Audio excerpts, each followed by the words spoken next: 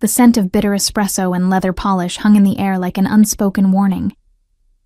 I adjusted the stack of documents in my arms, the weight of them pressing against my ribs as I navigated the polished marble corridor toward Nico's office. 2 years I'd worked here. 2 years of maintaining the perfect facade of professional detachment in a building where every surface gleamed, and every shadow concealed something darker than corporate secrets. My fingers traced the edge of the manila folder absently, a nervous habit I'd developed during my first week, when I realized the conglomerate's legitimate real estate holdings were merely pretty wrapping paper on a very different kind of package. The fluorescent lights overhead cast everything in sharp relief, making the pristine white walls feel clinical, sterile.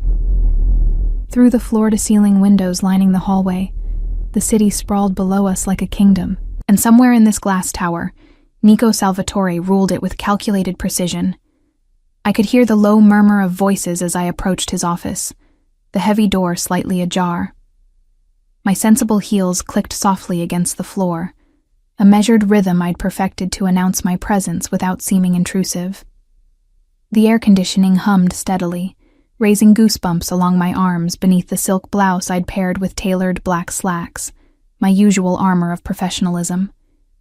"The quarterly reports, Mr. Salvatore." I practiced under my breath, rehearsing the neutral tone I'd use. 2 years of working as his executive assistant had taught me that emotion was a liability here, that maintaining distance was survival. I'd watched 3 assistants before me crack under the pressure of his intensity, the weight of what we all pretended not to know. Through the gap in the door, I could see him at his desk, dark hair perfectly styled, the crisp lines of his navy suit jacket emphasizing broad shoulders that spoke of controlled power. At 31, Nico had built an empire that operated in the gray spaces between legal and lethal, and I'd learned to navigate those spaces by becoming invisible, efficient, forgettable. I pushed the door open wider, stepping into his domain. The office was exactly as it always was, minimalist and imposing, with that massive mahogany desk positioned to command the room. Behind him, the window framed the skyline, making him appear even more untouchable against the backdrop of his conquered territory.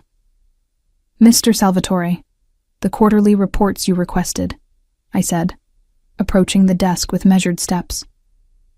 I kept my eyes on the documents, not on the way his jaw tensed slightly as he reviewed something on his laptop, not on the single silver ring on his right hand that caught the light when he moved.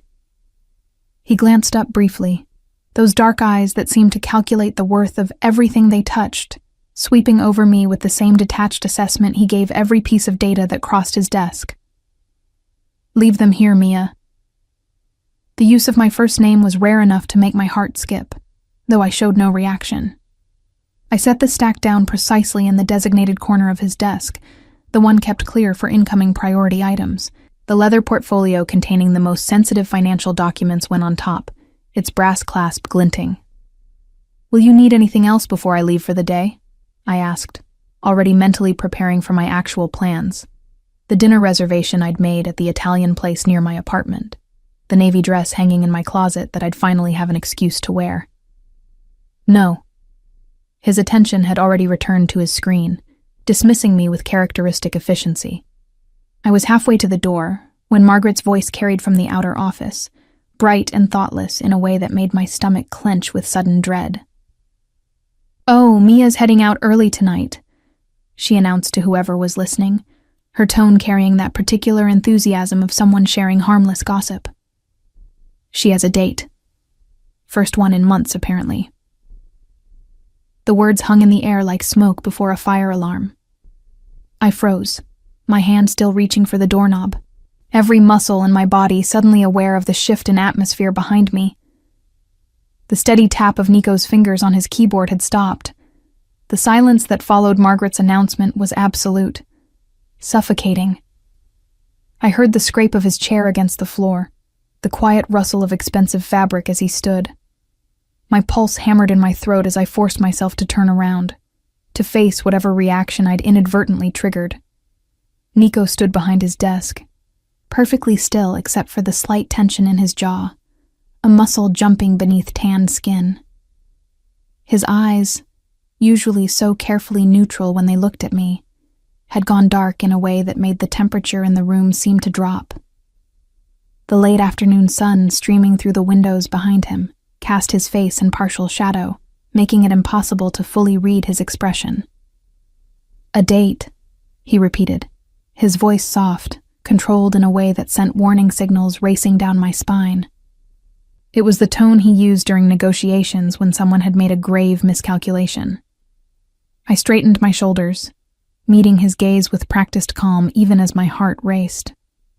"Yes, Mr. Salvatore, a dinner reservation at 7:30. He moved then, coming around the desk with deliberate slowness, each step measured and purposeful. I'd seen him move like this before, when circling a business opponent, when preparing to strike. The space between us diminished with each footfall, until he stood close enough that I could smell his cologne, something expensive with notes of cedar and smoke. "You're not going anywhere." The words were barely above a whisper, but they carried the weight of absolute authority. His hand reached out, fingers closing around my wrist, not painfully, but with unmistakable possession. The heat of his palm against my skin sent unwelcome electricity racing up my arm. I looked down at where he held me, then back up at his face, forcing my expression to remain neutral, even as something dangerous and unwanted coiled in my stomach. "I'm fairly certain my personal time is my own, Mr. Salvatore. Not tonight." His thumb pressed against my pulse point, and I knew he could feel how fast my heart was beating, that my body was betraying the calm I projected. "Cancel it." A laugh escaped me before I could stop it, sharp and disbelieving. "You're joking." Do I look like I'm joking? The question held an edge, his eyes searching my face with an intensity I'd never experienced from him before. Not in 2 years of working side by side, not in countless late nights alone in this office. "You look like you've forgotten which century we're in," I replied, my voice steady, despite the adrenaline flooding my system. I attempted to pull my wrist free, but his grip tightened fractionally. "I don't need your permission to have a social life. You do when it interferes with work." The excuse sounded hollow even as he said it, and we both knew it. "There's nothing on the calendar that requires my presence tonight." I kept my tone professional, clinical, the same voice I used to present quarterly reports. "Unless you're suddenly in need of an assistant at 7:30 on a Friday evening." Something flickered across his face, an emotion I couldn't quite name. Frustration, perhaps, or something more dangerous. His other hand came up, not touching me but close enough that I could feel the warmth radiating from his skin, close enough to be a threat or a promise. "Who is he?" The question came out rough, stripped of the careful control he usually maintained. "None of your business." I met his gaze squarely, refusing to be intimidated even as my pulse raced beneath his fingers. "Just as your personal life is none of mine. Everything about you is my business, Mia." He said my name like a claim, like ownership, and something in his expression had shifted from controlled to barely restrained. "You work for me. You're under my protection." "I'm your assistant," I corrected sharply, "not your property, and I certainly don't need protecting from a dinner date." His jaw clenched, that muscle jumping again. For a moment, I thought he might argue further, might push this confrontation into territory we couldn't come back from. Instead, he released my wrist abruptly, stepping back as if he'd suddenly become aware of how close we stood, how his behavior crossed every professional boundary. "You're right," he said, his voice returning to that carefully modulated tone I knew so well. "My apologies, Miss Chen. Your personal time is your own." But even as he spoke the words, his eyes told a different story. They tracked the movement of my hand as I smoothed my sleeve where he'd held me, lingered on the slight flush I could feel heating my cheeks, catalogued every minute reaction I tried to hide. I should have left then, should have taken the exit he'd offered and put distance between us. Instead, I heard myself say, "Was there a reason for your concern, Mr. Salvatore? Something work-related I should be aware of?" The question hung between us, challenging him to admit that this had nothing to do with work, that something had shifted in the dynamic we'd maintained so carefully for 2 years. His eyes narrowed slightly, recognizing the trap I'd laid. "No," he said finally. "Nothing work-related." "Then I'll see you Monday morning." I turned toward the door, proud of how steady my legs felt, how normal my voice sounded. "Have a pleasant weekend, Mr. Salvatore." "Mia." I paused, hand on the doorknob, but didn't turn around. "Be careful." The words could have meant anything, could have been simple courtesy from employer to employee. But the way he said them, low and rough, suggested something else entirely. A warning, perhaps, or a promise that this conversation wasn't over. I left without responding, walking past Margaret's desk where she sat oblivious to the scene she'd triggered, her fingers flying across her keyboard as she hummed softly to herself.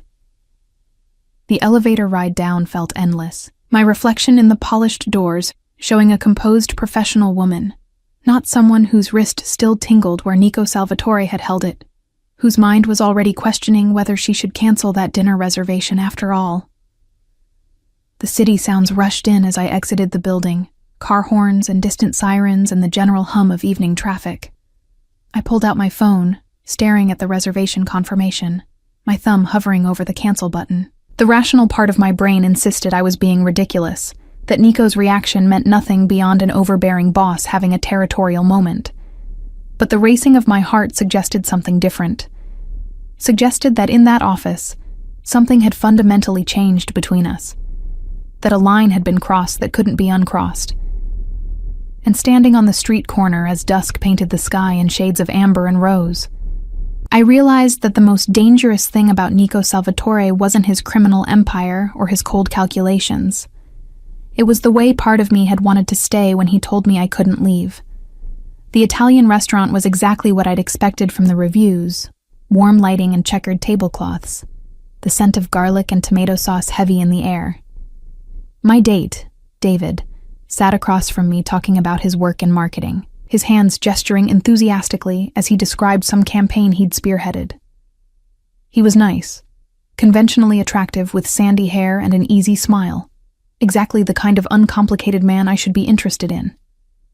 Yet, I couldn't stop thinking about the weight of Nico's hand around my wrist. "So then, the client completely changes their mind about the color scheme," David was saying, laughing at his own story. "Can you believe it? 3 weeks of work down the drain." I made an appropriate sympathetic sound, taking a sip of my wine. Through the restaurant window, I could see the street outside, people passing by in the evening light. A black sedan with tinted windows idled across the street, so unremarkable it should have been invisible. Should have been. But I'd learned to notice things in 2 years of working for Nico Salvatore. Learned to spot the security details that seemed like ordinary pedestrians, the expensive cars that appeared too frequently in the wrong neighborhoods, the men in suits who watched without seeming to watch. The sedan had been there when we arrived. Still there now, 30 minutes later. "Mia, did you hear what I said?" I forced my attention back to David, who was looking at me with slight concern. "I'm sorry. Long week. You were saying?" He smiled, reaching across the table to cover my hand with his. The gesture was sweet, meant to be comforting. All I could think about was how different it felt from Nico's grip, lacking that electric current that had raced up my arm despite my better judgment. "I was asking if you wanted to share the tiramisu," David said. "Unless you're ready to call it a night?" Part of me wanted to say yes, to end this date that had felt wrong from the moment I walked out of the office. But stubbornness, the same trait that had kept me working for Nico when 3 assistants before me had quit, made me shake my head. Tiramisu sounds perfect. We shared dessert, David continuing to talk while I provided encouraging responses at appropriate intervals. I'd perfected this skill over the years, the art of seeming engaged while my mind worked through other problems. Like why Nico had reacted the way he did. Like whether that sedan outside was actually his security or my paranoia running wild. When the check came, David insisted on paying despite my protest. We stepped out into the cooling evening air, the city settling into its nighttime rhythm. The sedan was gone, I noted with a mixture of relief and something that might have been disappointment. "Can I walk you home?" David asked, his hands in his pockets, shoulders slightly hunched against the breeze. "Or get you a cab?" "I'm actually just a few blocks away," I said, which was true. "But thank you for dinner. It was lovely." He smiled, leaning in for what was clearly meant to be a goodnight kiss. I turned my head at the last second, his lips landing on my cheek instead of my mouth. Disappointment flickered across his face, but he recovered quickly. Maybe we could do this again sometime. "Maybe," I said non-committal. "Have a good night, David." I walked away before he could press for a more definite answer, my heels clicking against the pavement as I headed toward my apartment. The streets were well lit, busy enough with Friday night foot traffic that I should have felt safe. Should have. But I couldn't shake the feeling of being watched. 3 blocks from my building, I heard the footsteps behind me. Heavy, deliberate, matching my pace too precisely to be coincidental. My hand tightened on my purse strap, mind racing through options. Run? Scream?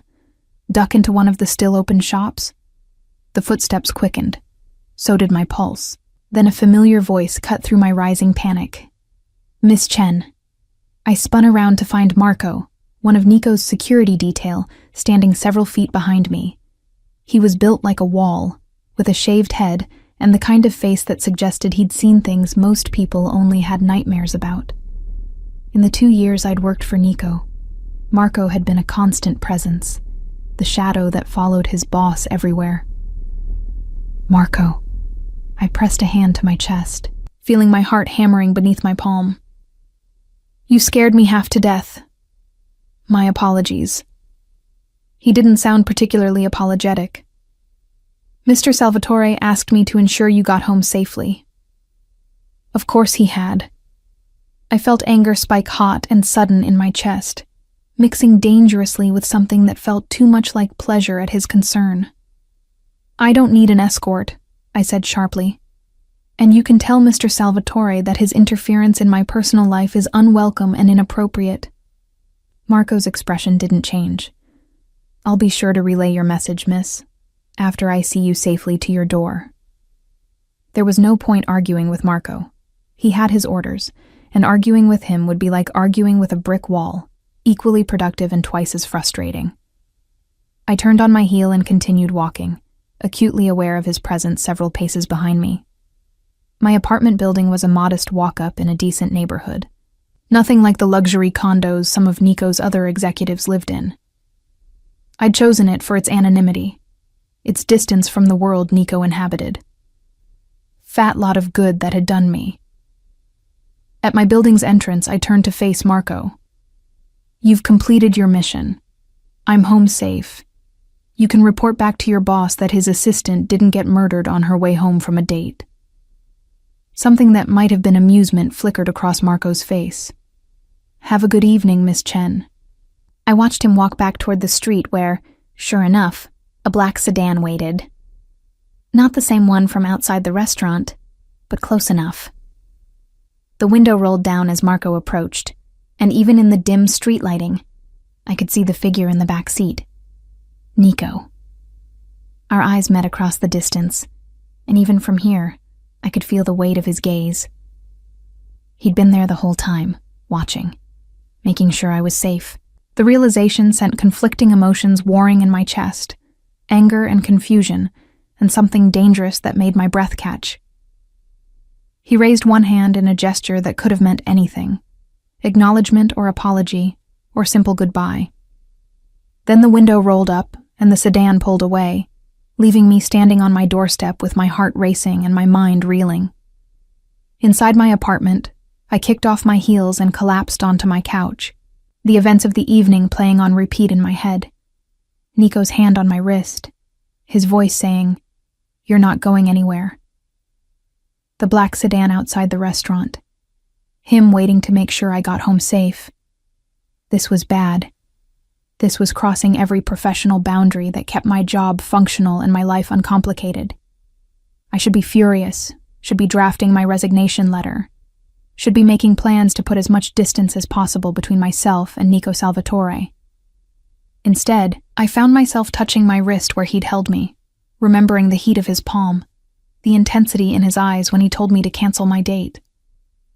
Found myself wondering what might have happened if I'd refused to leave his office, if I'd demanded he explain himself instead of retreating behind professional courtesy. My phone buzzed with a text message. Unknown number, but I knew who it was even before I opened it. "Did you have a pleasant evening?" I stared at the screen, my thumbs hovering over the keyboard.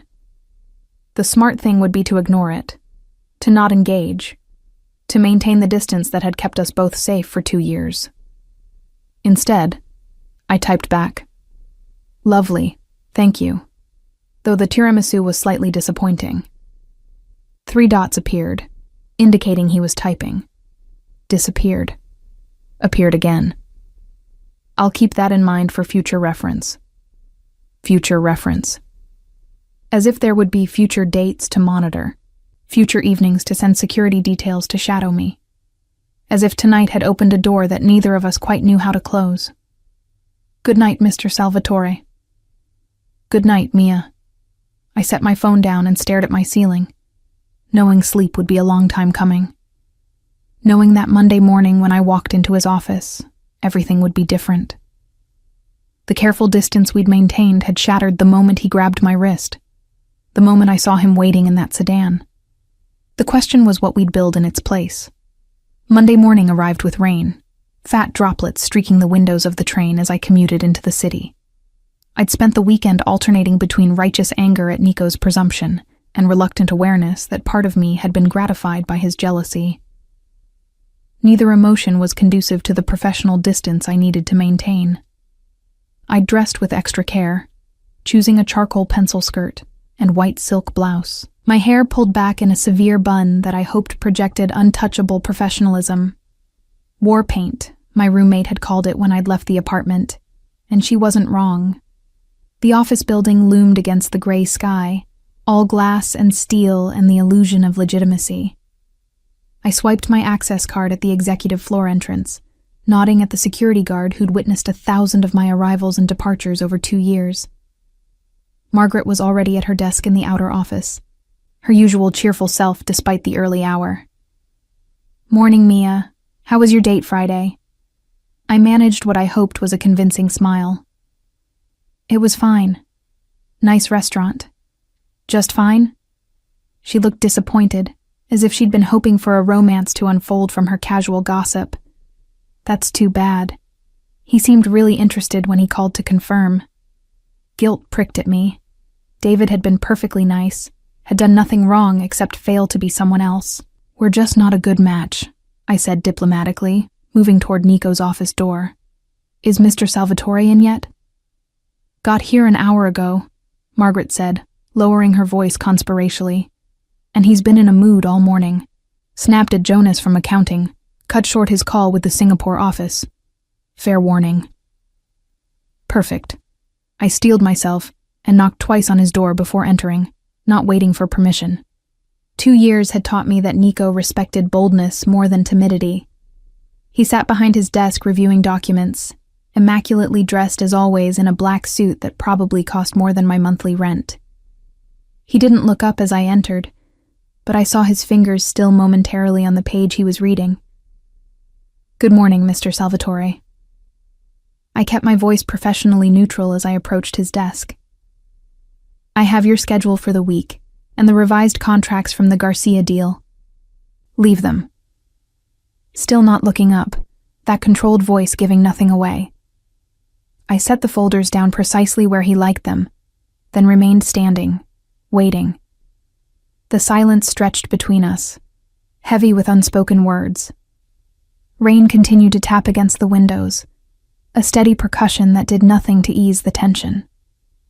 Finally, Nico looked up, his dark eyes meeting mine with an intensity that made my carefully maintained composure waver. He'd been upset about something, Margaret said, and I could see it now in the slight tightness around his mouth, the rigidity in his shoulders. "How was your date?" The question was casual, but his hand had formed a fist on the desktop, knuckles white. "Perfectly pleasant," I replied, matching his tone. "Thank you for asking." "Pleasant." He repeated the word as if it tasted bitter. "You left the restaurant with him." Not a question. A statement that confirmed what I'd suspected, that the surveillance hadn't ended with Marco walking me home. He'd had someone watching the entire evening, cataloging every moment. The anger I'd been suppressing since Friday flared hot in my chest. "Yes, Mr. Salvatore, I did leave a restaurant with my date. That's generally how dates work." "Did you invite him in?" The question came out harder than I think he intended, his control slipping just enough to reveal the jealousy beneath. I leaned forward, placing both palms flat on his desk, invading his space the way he'd invaded mine Friday evening. "What I do in my personal time is absolutely none of your concern. You are my boss, not my keeper. When it affects your safety, it becomes my concern." He stood abruptly, matching my aggressive posture. We were separated only by the width of his desk now, both breathing slightly harder than the conversation warranted. "My safety?" I let out a sharp laugh. "David works in marketing and volunteers at an animal shelter on weekends. The most dangerous thing about him is his dad jokes." "You don't know that." Nico's voice dropped lower, more dangerous. "You don't know who he really is, who he might be connected to. And you do? You had him investigated?" The realization hit me like cold water. Of course he had. That's insane, Mr. Salvatore. That's controlling and invasive and completely inappropriate. It's necessary. He moved around the desk, closing the distance between us. "You work for me, Mia. You have access to sensitive information. Everyone who gets close to you is a potential security risk." "Then perhaps you should fire me," I shot back, refusing to retreat even as he stepped closer. "If I'm such a liability, such a weakness in your precious security, let me go." Something flickered across his face, an emotion too raw to be anger. "I can't." "Can't or won't," I challenged, tilting my chin up to maintain eye contact. He was close enough now that I could smell his cologne, see the faint shadow of stubble along his jaw despite the early hour. "Both." His hand came up, stopping just short of touching my face. "You think I haven't tried? You think I haven't told myself for 2 years that you're just an employee, replaceable, irrelevant?" The confession hung between us, his careful control finally cracking. I should have stepped back, should have retreated into professionalism. Instead, I found myself frozen, caught in the intensity of his gaze. "Then what am I?" I asked, my voice barely above a whisper. "You're—" He stopped, jaw clenching as he seemed to wage an internal war. "You're mine. Whether you acknowledge it or not, whether I have any right to claim it or not, you're mine, Mia." The possessiveness in his voice should have terrified me, should have sent me running to human resources, to the nearest exit, to anywhere but here. Instead, it kindled something dangerous in my chest, something I'd been trying to ignore since Friday evening. "I don't belong to anyone," I said, but my voice lacked conviction. "Liar." His thumb brushed across my cheek, the touch so gentle it contradicted everything else about this moment. "You feel it too. This thing between us that we've been pretending doesn't exist." I wanted to deny it, to rebuild the professional walls that had kept us both safe. But standing here with rain drumming against the windows and his hand gentle on my face, The lies wouldn't come. "This is a terrible idea," I said instead, my last defense. "Probably." His other hand came to rest on my waist, pulling me incrementally closer. "But I stopped caring about that around the time I grabbed your wrist and watched you walk away anyway." "I should quit." The words lacked heat, came out more question than statement. "You should." His forehead lowered to rest against mine, our breath mingling in the narrow space between us. "But you won't." Arrogant. The accusation was half-hearted at best. Accurate. His lips brushed against mine, a whisper of contact that sent electricity racing down my spine. "Tell me to stop, Mia. Tell me this is just professional concern and walk out that door." But I couldn't, because he was right, damn him. This thing between us had been building for 2 years, simmering beneath every professional interaction, every late night alone in this office, every carefully maintained distance. Friday evening had just stripped away our ability to pretend otherwise. Instead of answering, I closed the distance between us and kissed him. His response was immediate and consuming, one hand sliding into my hair while the other tightened on my waist, pulling me against him. He kissed like he did everything else, with intensity and precision and absolute focus. I could taste coffee on his lips, feel the controlled strength in how he held me, careful not to hurt, but unmistakably possessive. When we finally broke apart, both breathing hard, the professional distance that had defined our relationship lay in ruins between us. "This changes everything," I said, stating the obvious. "Yes." He didn't sound sorry about it, his thumb tracing the curve of my jaw. "Does that scare you?" I thought about his world, the dangerous shadows beneath the legitimate facade, the black sedans and security details, and all the things I pretended not to know. Thought about the consequences of crossing this line with a man like Nico Salvatore. "Terrifies me," I admitted. "But apparently I'm doing it anyway." His smile was small but genuine, transforming his usually controlled features into something almost boyish. "That's what I've always admired about you, Mia. You're afraid, but you do it anyway." A knock at the door made us both freeze. We stepped apart hastily, Nico moving back behind his desk while I smoothed my hair and tried to calm my racing heart. "Come in," Nico called, his voice back to that controlled professional tone. Margaret poked her head in, oblivious to what she'd interrupted.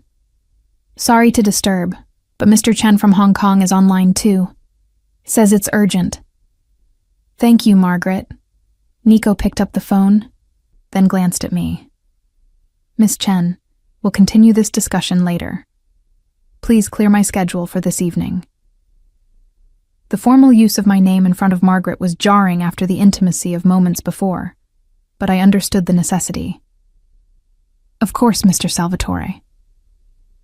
I left his office on unsteady legs, returning to my desk in the outer office where I pretended to review emails, while my mind replayed the kiss, the confession, the irrevocable shift in our relationship. Margaret glanced over at me, then did a double take.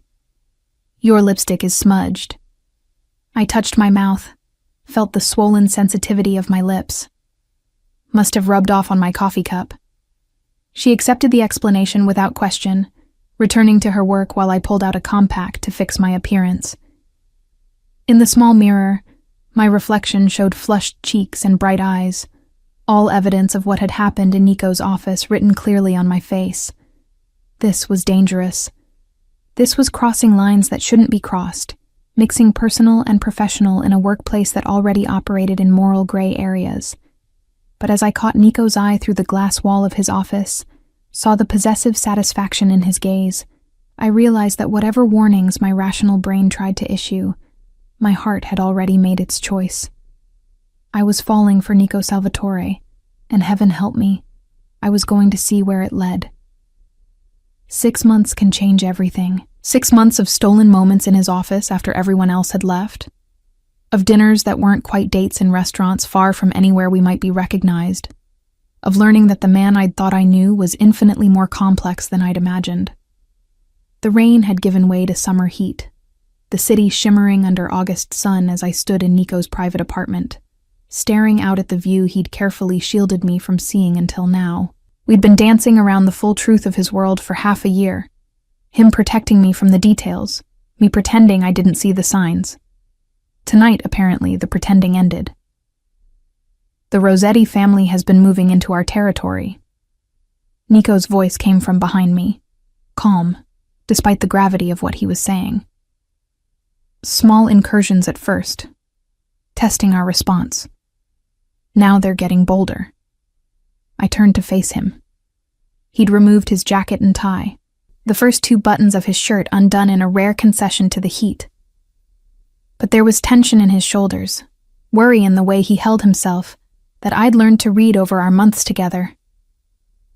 "What does that mean?" I asked, though part of me already knew. I'd been noticing things lately, small changes in security protocols, men with harder eyes stationed in the building lobby, the way Nico's jaw would tighten when certain calls came through. It means that anyone connected to me becomes a potential target. He moved closer, his hands coming to rest on my shoulders.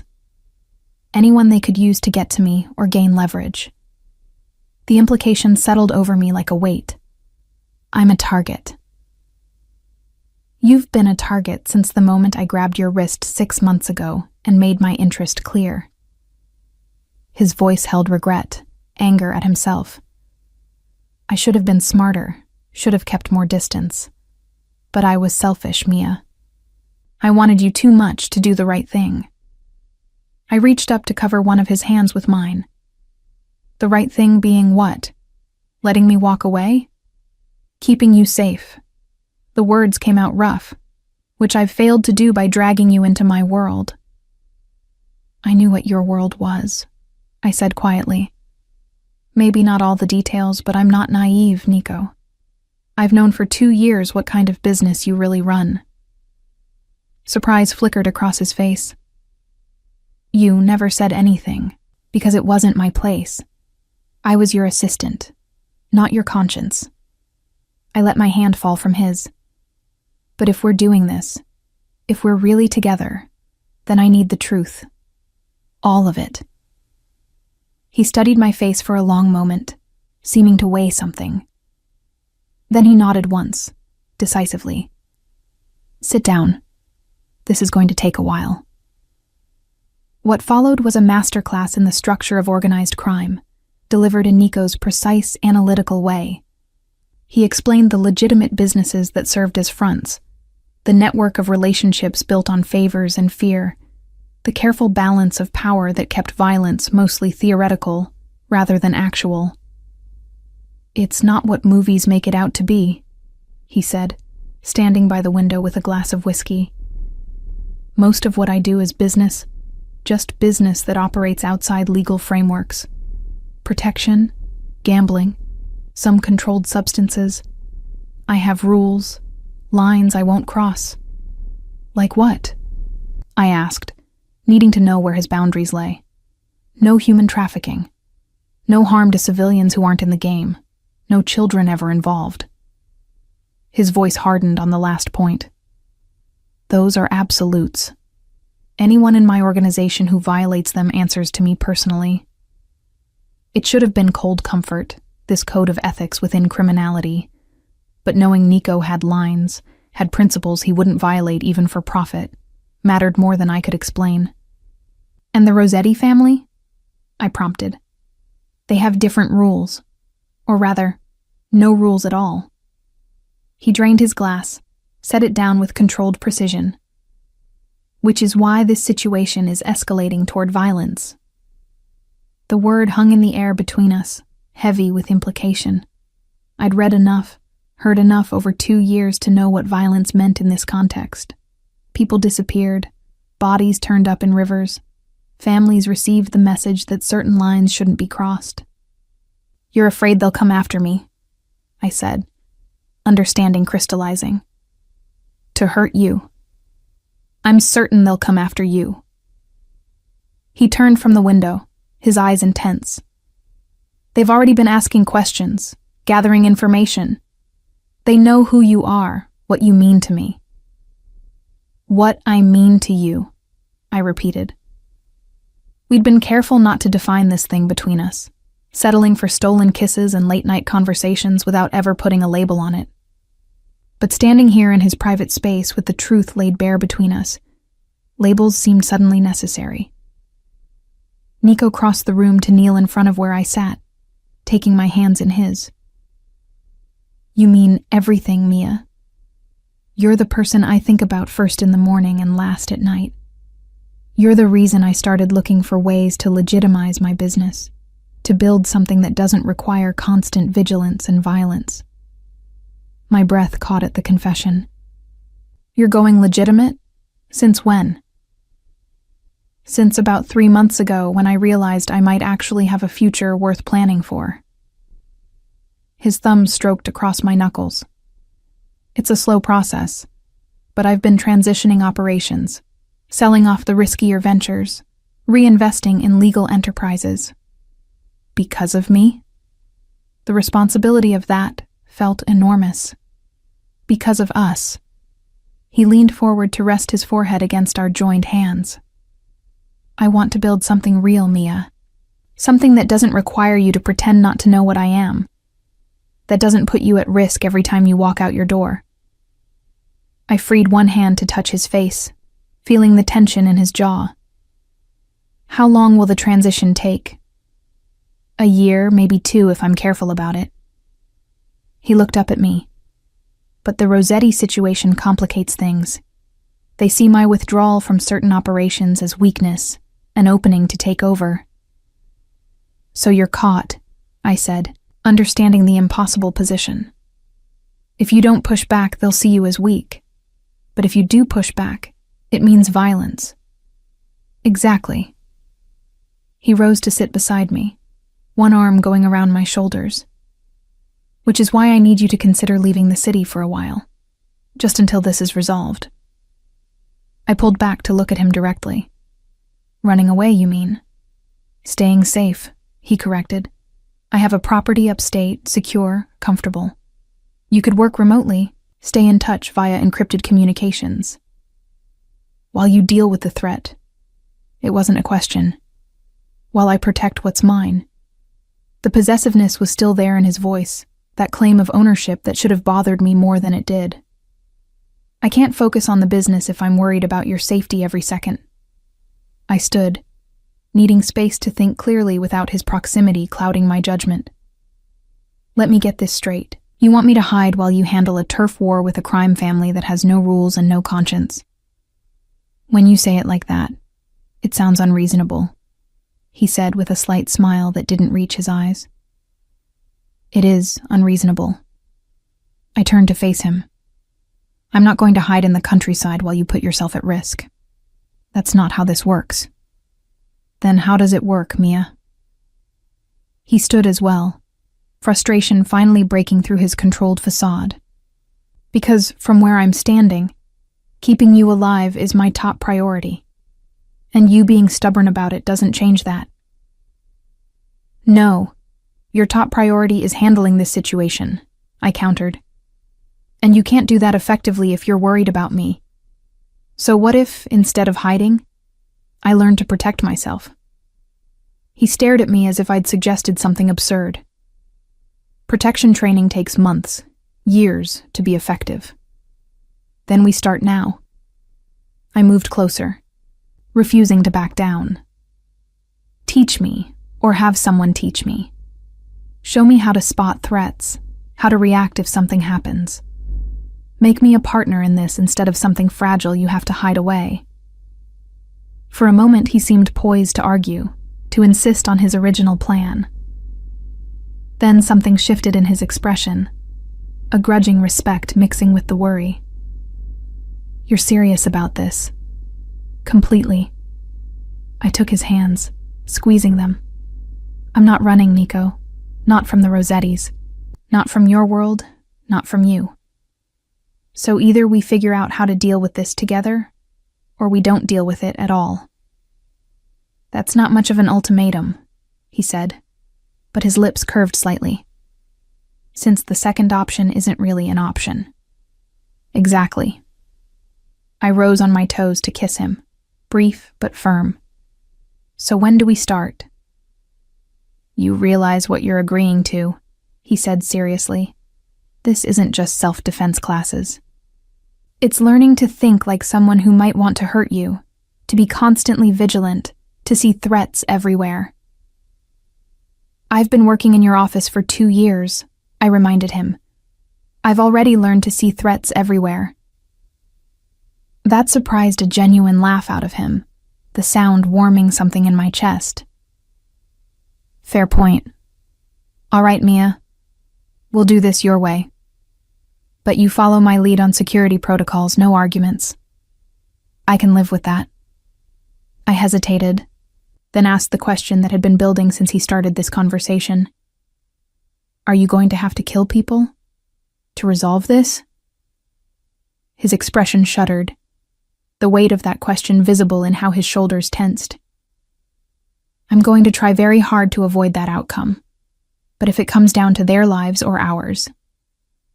He met my eyes directly. I'll do whatever's necessary to keep you safe, Mia. Whatever that requires.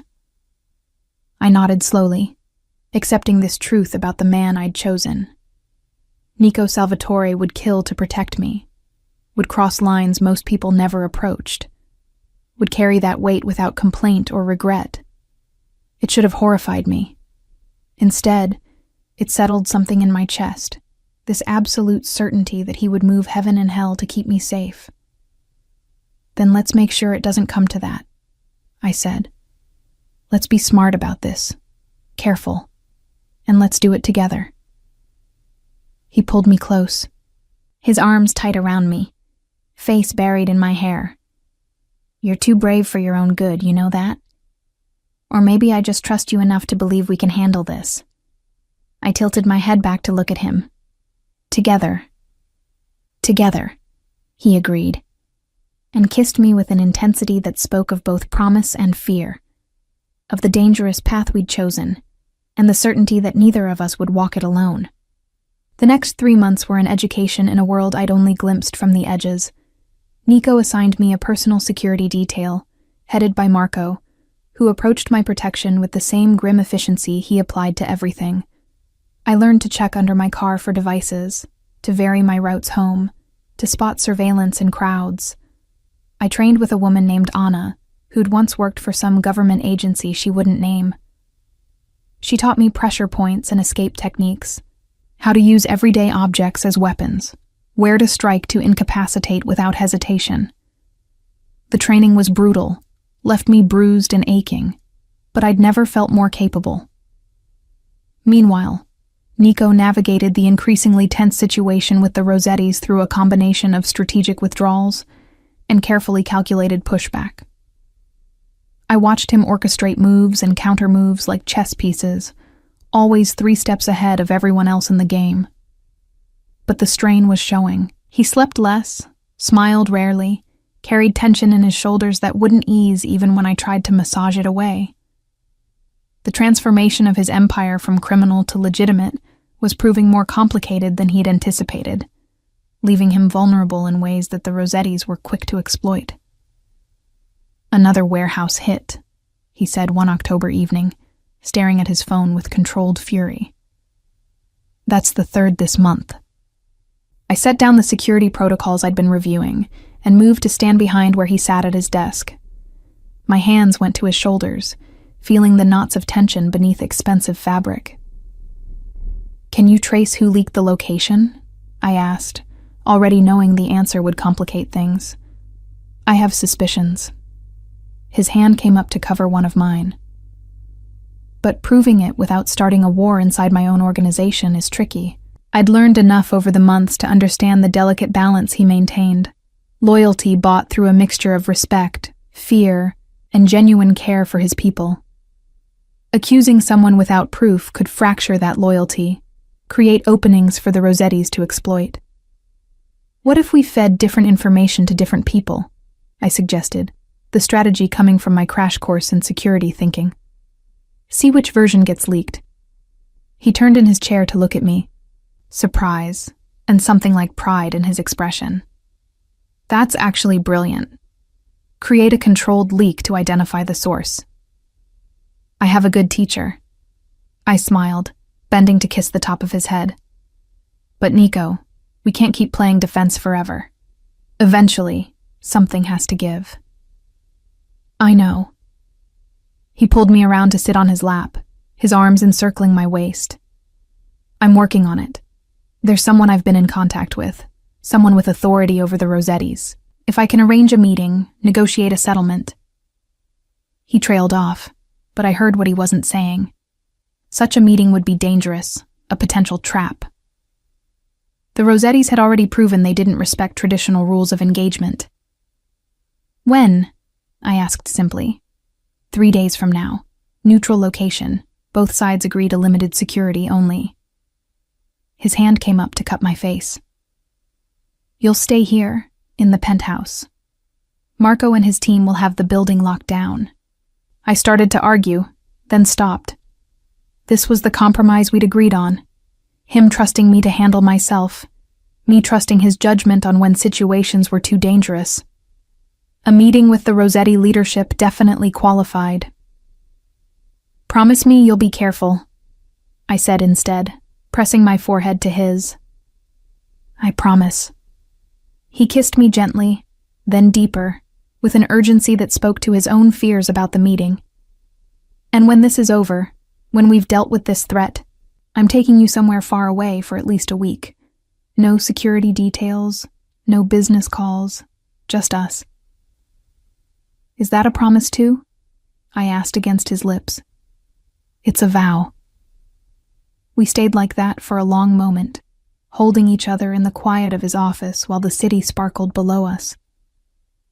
I'd come so far from the assistant who'd tried to maintain professional distance, who'd thought keeping my head down would keep me safe.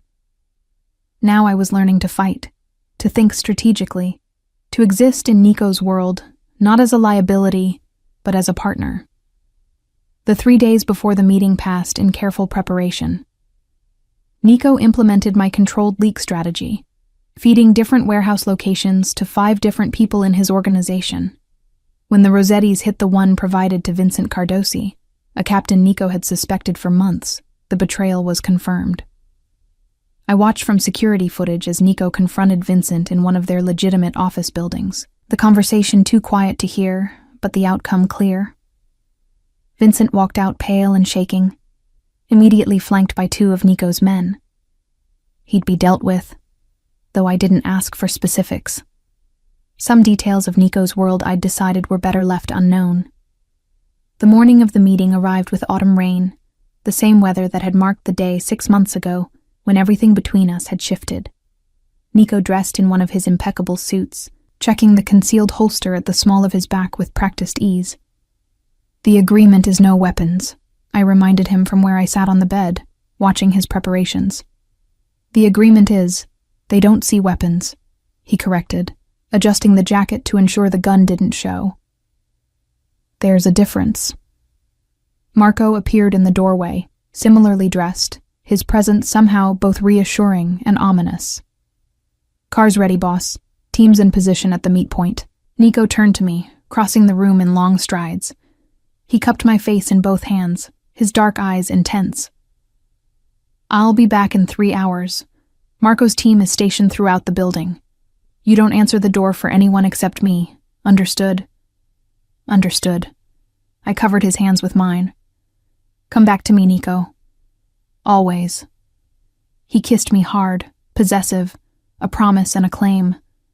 Then he was gone, Marco trailing behind him, leaving me alone in the penthouse with its floor-to-ceiling windows and its illusion of safety. I tried to work, to review documents and make phone calls, anything to keep my mind occupied. But I couldn't stop checking the time, calculating how long the meeting should take when I could reasonably expect him back. 2 hours passed, then 2.5. My anxiety ratcheted higher with each passing minute. When the 3-hour mark came and went with no word, I called Marco. It went straight to voicemail. I tried Nico's phone with the same result. Something was wrong. I paced the penthouse, my training kicking in automatically. Check exits, assess threats, prepare for possibilities. The security panel by the door showed the building's systems functioning normally, Marco's team still at their posts throughout the building. But Nico should have been back by now, should have called.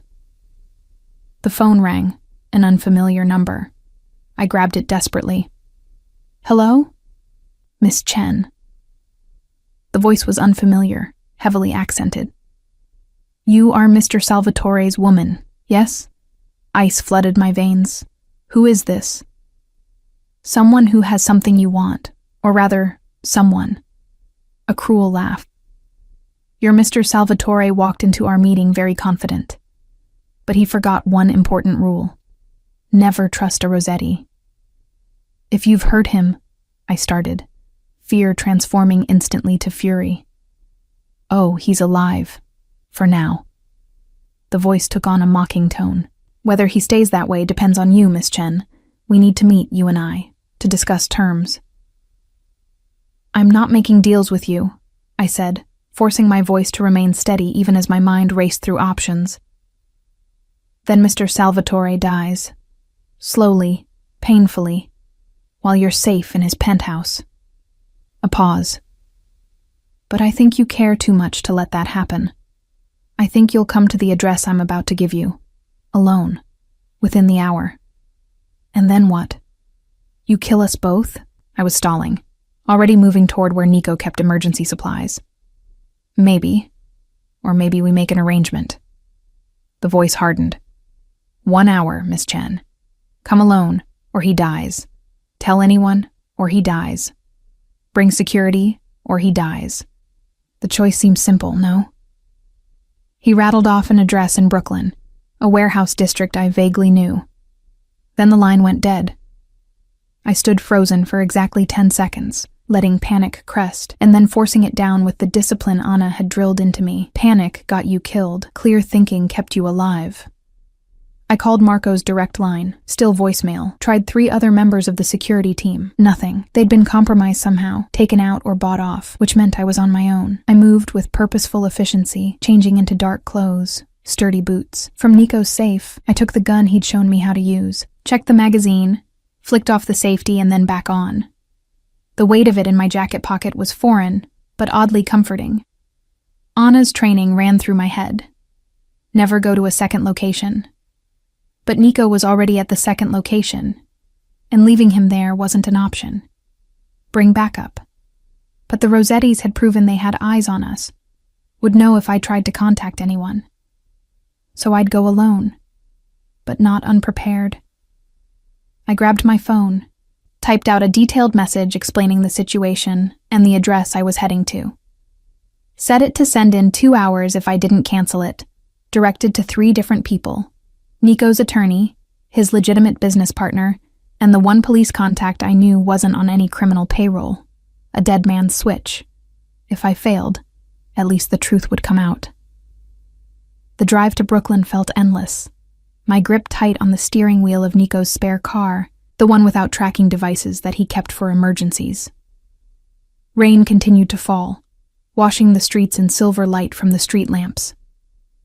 The address led to a warehouse complex. Several large buildings clustered together in various states of disrepair. I parked a block away, approaching on foot, the gun a reassuring weight against my ribs. The warehouse the Rossettis had specified had a small door standing open, light spilling out into the rainy night. An invitation. A trap. I stepped inside. The interior was mostly empty, just concrete floors and metal pillars supporting a high ceiling. At the far end, a group of men stood in a loose circle, and in the center, forced to his knees with blood running from a cut above his eye, was Nico. His eyes met mine across the distance, widening with horror and fury. "Mia, no." She came. The voice from the phone belonged to a thin man with cold eyes who stepped forward. How touching. How very, very stupid. "I'm here," I said, fighting to keep my voice steady. Let him go. Why would I do that? The man smiled, and I saw real cruelty there. Now I have both of you. Mr. Salvatore's woman and Mr. Salvatore himself. So many possibilities. One of the other men grabbed my arms from behind, metal clicking around my wrists. Handcuffs. I didn't struggle, saving my strength, waiting for an opening. They pushed me forward, forcing me to kneel beside Nico. His jaw was clenched, fury radiating from every line of his body. "I'm sorry," I whispered. "Don't." His voice was rough. "Don't apologize for being too brave for your own good." The thin man circled us, clearly enjoying his moment of power. "Here's what's going to happen. Mr. Salvatore is going to sign over certain territories, certain operations. And to ensure his cooperation, we're going to keep Miss Chen as a guest. A very motivated guest." "No deal," Nico said flatly. "Then she dies first while you watch." The man pulled out a gun, pressed it to my temple. The cold metal against my skin sent terror shooting through my system, but I forced myself to stay still, to keep breathing. "Stop." Nico's control finally cracked. Fine. You win. I'll sign whatever you want." Now we're being reasonable. The man removed the gun from my head, and I could breathe again. "Bring the documents." But as one of his men moved to comply, I caught Nico's eye. Saw him glance deliberately at the knife one of their captors had missed on his ankle. Then his gaze flicked to my right pocket, where the outline of my gun must have been visible. Understanding passed between us, built on 3 months of training together, of learning to communicate without words. He'd create a distraction. I'd go for the gun. It would probably get us both killed. But it was better than the alternative. Nico moved first, using his bound hands to grab the ankle of the nearest guard, yanking hard. The man went down with a shout of surprise. I was already moving, rolling right, hands going for my pocket despite the handcuffs making the motion awkward. Gunfire erupted. I got the weapon free, flicked off the safety as I rolled, came up aiming at the thin man who'd held a gun to my head, pulled the trigger. The recoil shocked through my arms, but I saw him stumble back, red blooming on his shoulder. Not a killing shot, but enough. I swung toward the next target, but Nico was already moving, the ankle knife now in his bound hands, taking down the guard he'd tripped with brutal efficiency. It was chaos, noise, violence. Everything Anna had trained me for condensed into seconds. I fired twice more, taking down threats, protecting Nico's back as he fought to free himself. Then it was over. The Rossettis were down, dead or incapacitated. The warehouse filled with gun smoke and the ringing aftermath of shots. Nico stumbled toward me, blood on his shirt, though I couldn't tell if it was his or someone else's. "Keys," he gasped. "One of them has keys for the cuffs." I found them on the body of a guard I'd shot, my hands shaking so badly it took 3 tries to unlock Nico's cuffs. Once free, he took the keys and unlocked mine, then pulled me against him, his arms crushing me close. "You weren't supposed to come," he said into my hair, anger and relief mixing in his voice. "I know." I was shaking now, adrenaline giving way to shock. But I did anyway. Sirens wailed in the distance, growing closer. Someone must have reported the shots. Nico pulled out his phone, made a call. "It's done. Brooklyn warehouse, address I'm sending now. Clean up crew and legal team immediately." When he hung up, he cupped my face in both hands. "You killed people tonight, Mia. To save me." I know. The weight of that was starting to settle, the reality of what I'd done. I'll have to live with that. We both will. He kissed my forehead, gentle despite the violence we'd just survived. But we'll live. That's what matters. The next hours passed in a blur of police statements, lawyers who'd clearly dealt with this kind of situation before. and Marco showing up pale and furious, explaining he'd been drugged. The whole security team had been. The Rossetti's reach more extensive than anyone had known. By dawn, Nico and I sat in his penthouse as rain continued to fall, wrapped in blankets despite the heat, processing everything that had happened. "The Rossetti leadership is dead," Nico said quietly. "What's left of their operation will collapse or be absorbed. It's over." "Is it?" I asked, leaning against his shoulder. "There'll always be someone else, another threat." "Maybe." He pulled me closer, but I meant what I said about going legitimate. "After tonight, I'm done, Mia. No more gray areas, no more violence. I'll finish the transition, sell off everything that isn't clean, and build something real." "That will take time," I pointed out. "About 2 years, I estimate." He tilted my face up to look at him. "Think you can put up with me that long?" "Only if you can put up with me." I managed a smile despite the exhaustion, the lingering shock. "I'm apparently terrible at following orders." "You're perfect at following your instincts," he corrected, "even when they lead you into danger to save someone you love." Love. The word hung between us, finally spoken after months of dancing around it. "I do," I said simply. "Love you, I mean." "I know." His smile was soft, genuine. "You came into a warehouse full of armed men because of it." I can't think of better proof. We sat in silence as dawn painted the sky in shades of rose and gold. Two people who'd survived the impossible, who'd fought and killed to protect each other, who'd emerged on the other side forever changed but somehow still together. The path ahead wouldn't be easy. I'd have to process what I'd done, the lives I'd taken.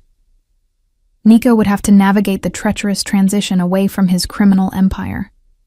We'd both have to learn how to exist in a world where the immediate danger had passed, where our relationship could be normal rather than forged in crisis. But standing there with his arms around me as a new day began, I knew we'd figure it out. Together. Just like we'd figured out everything else.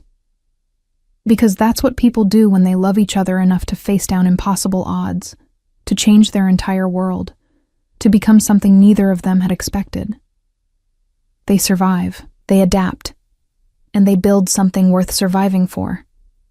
2 years later, I stood in the same penthouse wearing a different expression, a different life written in the confident way I carried myself. The transformation of Nico's empire was complete. The last of the criminal operations sold off or dissolved, replaced by legitimate businesses that actually generated honest profit. It had been harder than either of us anticipated. Some of his people had refused to transition, choosing to join other organizations rather than go straight. Others had struggled with the change, needing training and support to operate in the legal world. But Nico had managed it with the same strategic brilliance he'd applied to his criminal enterprise, finding places for loyal people who wanted to change, cutting ties firmly with those who didn't. I'd left my position as his assistant 6 months after the warehouse, the conflict of interest too obvious once our relationship became public knowledge. Instead, I'd completed my degree in criminal justice, using my unique insider perspective to understand both sides of the law. Now, I consulted for prosecutors trying to understand organized crime structures, helping build cases against people like Nico had been. It was strange work, using knowledge I'd gained from loving a criminal to help bring down others. But Nico supported it, saw it as part of his own redemption. "You ready?" His voice came from behind me, and I turned to find him in the doorway, looking every inch the legitimate businessman in a tailored suit. Almost. I checked my appearance in the mirror one last time, smoothing the simple white dress I'd chosen for today. Just nervous. "About marrying me or about your mother meeting me?" He crossed to stand behind me, his hands resting on my shoulders. "Both," I admitted. We'd kept our relationship relatively private over the past 2 years, focusing on the work of transformation rather than public declarations. Today's small ceremony would change that, would make us officially, legally bound together. Your mother will love me, he said with confidence I didn't quite share. I'm respectable now. Boring even. I laughed despite my nerves. You'll never be boring, Nico Salvatore. Nico Salvatore Chen, he corrected, reminding me we'd agreed to hyphenate our names. A small gesture, but one that mattered, showing this was a partnership of equals. The ceremony was small, just immediate family, and a handful of close friends gathered in the penthouse. My mother, who'd been skeptical of Nico when I first told her about him, had slowly warmed as she saw how he looked at me, how he'd changed his entire life to be someone worthy of that look. Marco stood as Nico's best man, the big man looking uncomfortable in formal wear, but genuinely happy for his boss, his friend. Anna was there too, the woman who'd taught me to survive, now teaching self-defense to women escaping dangerous situations. As I exchanged vows with Nico, promising to love and support each other through whatever challenges lay ahead, I thought about the journey that had brought us here. From that first moment in his office when he'd grabbed my wrist and told me I wasn't going anywhere, through the danger and violence and impossible odds we'd faced, to this moment of peace and promise. I love you, he said, when it was time for his vows, his voice steady and sure. You made me want to be better, to build something worth having rather than taking. You saw the man I could be, and refused to accept anything less. I love you, I replied, my voice catching with emotion. You taught me to be brave, to fight for what I wanted, to never settle for safe when I could have extraordinary. You became someone worthy of love, and I'm honored to give you mine. When he kissed me, sealing our promises, the small gathered group applauded, but I barely heard them, lost in the moment, in the certainty that we'd found something rare and precious, something worth every risk we'd taken, every line we'd crossed, every impossible choice we'd faced. That night, alone in the penthouse after everyone had left, Nico pulled me onto the couch where I'd once sat as his assistant, carefully maintaining professional distance. You know what I was thinking that day? He asked, his fingers playing with my wedding ring. When I grabbed your wrist and told you you weren't going anywhere? That you'd completely lost your mind? I suggested with a smile. That too. He kissed my knuckles, his eyes warm. But also that I'd found something I didn't know I was looking for. Someone who saw through every carefully constructed wall I'd built and refused to be intimidated by what she found there. You found someone too stubborn to know better, I corrected. I found someone brave enough to love me anyway. He pulled me closer, his voice dropping to that low tone that still sent shivers through me. Even knowing what I was, what I'd done.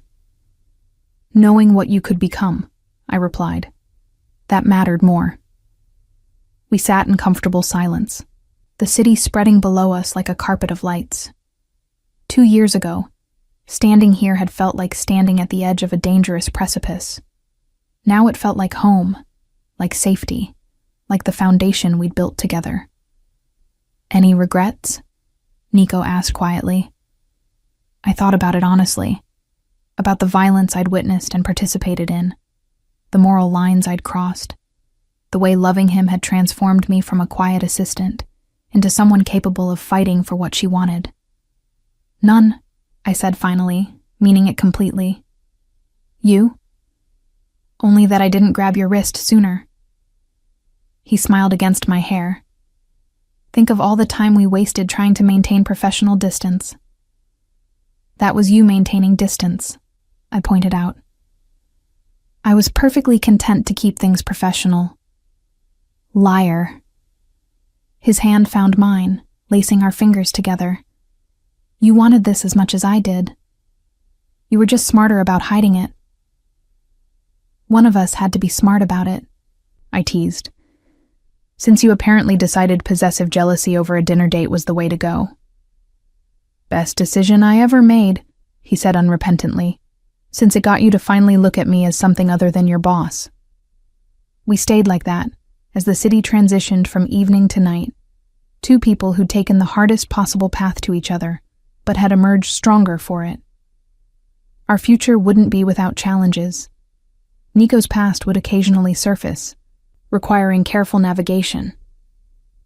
My work would sometimes bring me into contact with people who knew what he'd been, who judged us for his history. But we'd face it all together, the way we'd faced everything else. With honesty, with courage, and with the absolute certainty that what we'd built was worth protecting. "I love you, Mrs. Salvatore Chen," Nico murmured, as sleep started to claim us both. "I love you too," I replied, safe in his arms, in the life we'd fought so hard to build. My reformed criminal, my partner, my home. And in the quiet of that moment, with rain beginning to fall again outside the windows, I knew that despite all the unlikely twists that had brought us here, this was exactly where I was meant to be. With the man who'd once told me I wasn't going anywhere, and who'd proven it by becoming someone I never wanted to leave. 5 years. 5 years since that rain-soaked evening when Nico had grabbed my wrist and declared I wasn't going anywhere. 5 years of transformation, of building something real from the ashes of his former empire, of learning that love could be both fierce and gentle, demanding and giving. I stood in the marble lobby of the Salvatore Chen Foundation headquarters, watching construction workers put the finishing touches on what would become our legacy. The building itself was a statement, all glass and light, designed to be the opposite of the shadowy world Nico had once inhabited. Every beam, every window, every carefully chosen piece of art spoke to transparency, to hope, to second chances. "The conference room is ready for your walkthrough, Mrs. Salvatore Chen," Marcus said, appearing at my elbow. He'd transitioned from Nico's security detail to head of our foundation's operations, trading violence for logistics with the same fierce dedication he'd once applied to keeping us alive. I smiled at him, noting how he'd filled out since leaving the constant tension of Nico's former world. Marriage and a baby daughter had softened the hard edges, though I suspected he could still handle himself if necessary. "Thank you, Marcus. Is Nico still in the meeting with the board?" "Just finished. He's on his way down." Marcus checked his tablet, his new weapon of choice. "Also, Dr. Rivera from the Youth Mentorship Program called. She wants to discuss expanding to 3 more schools." Pride swelled in my chest. The mentorship program had been my idea, pairing at-risk youth with professionals who'd once walked similar paths. Former gang members turned business owners, ex-convicts who'd rebuilt their lives, people like Nico who understood the allure of easy money and the harder road of going legitimate. "Tell her I'll call her back within the hour," I said, making a mental note. "And make sure the press packet for tomorrow's opening ceremony includes the statistics on our job placement rate. 87% is something worth highlighting." "Already done." Marcus grinned. "You've taught me well." I laughed, remembering the early days when Marcus had looked at spreadsheets like they were written in ancient Greek. "You were motivated, learning foundation management, or going back to standing in lobbies looking intimidating. I like spreadsheets better than bullets," he said simply. "My daughter likes having a father who comes home every night."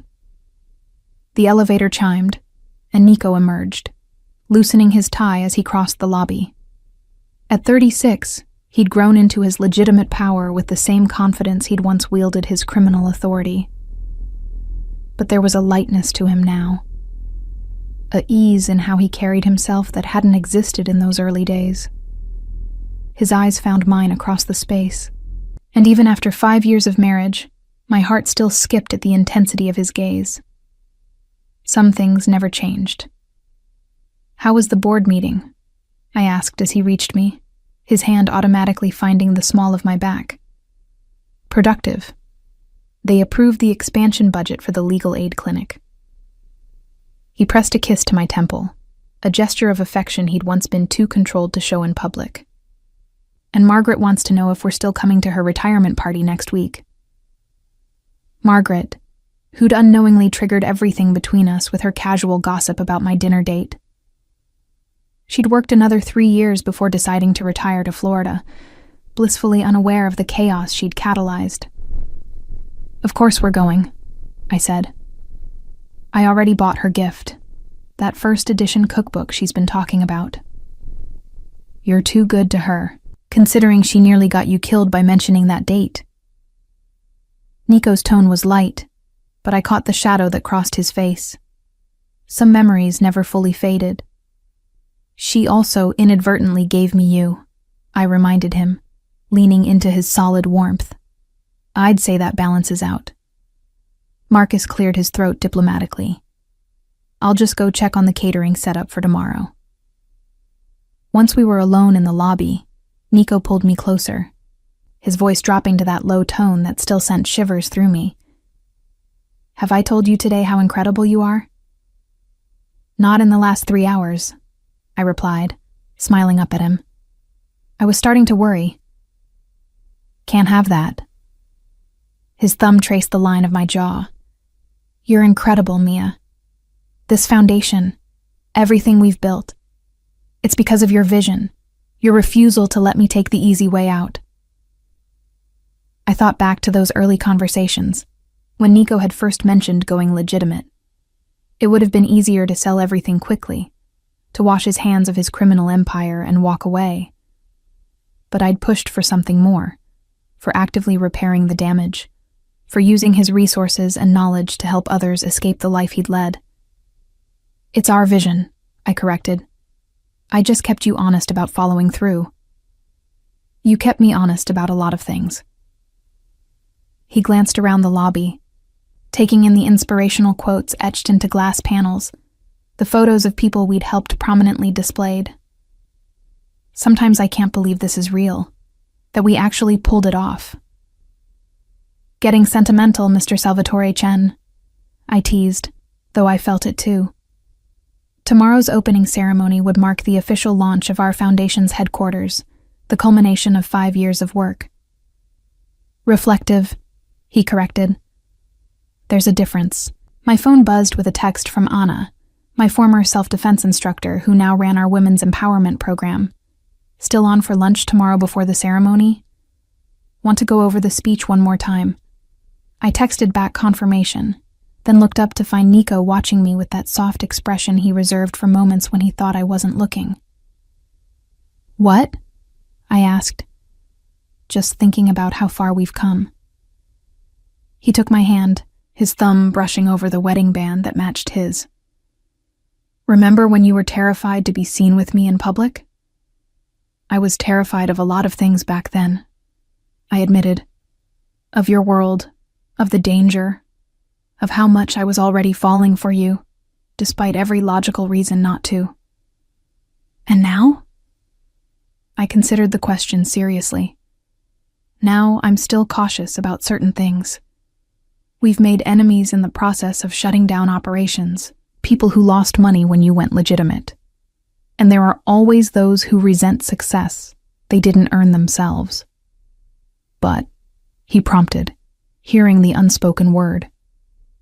"But I'm not afraid anymore.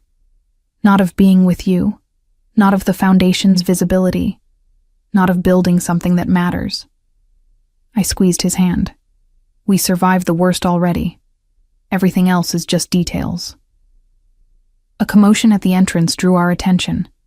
A young woman, maybe 22 or 23, stood arguing with the security guard, her voice rising with frustration. "I'm telling you, I need to see Mrs. Salvatore Chen. It's important." I recognized the desperation in her voice, had heard it countless times from the people who came to our foundation seeking help. I crossed the lobby before Nico could stop me.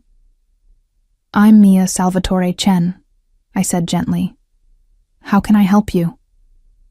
The woman turned, relief flooding her features. She was thin, with dark circles under her eyes and the kind of exhaustion that went bone deep. "My brother, he got caught up with some people. Bad people. They're forcing him to run drugs, and if he tries to leave..." She broke off, tears streaming down her face.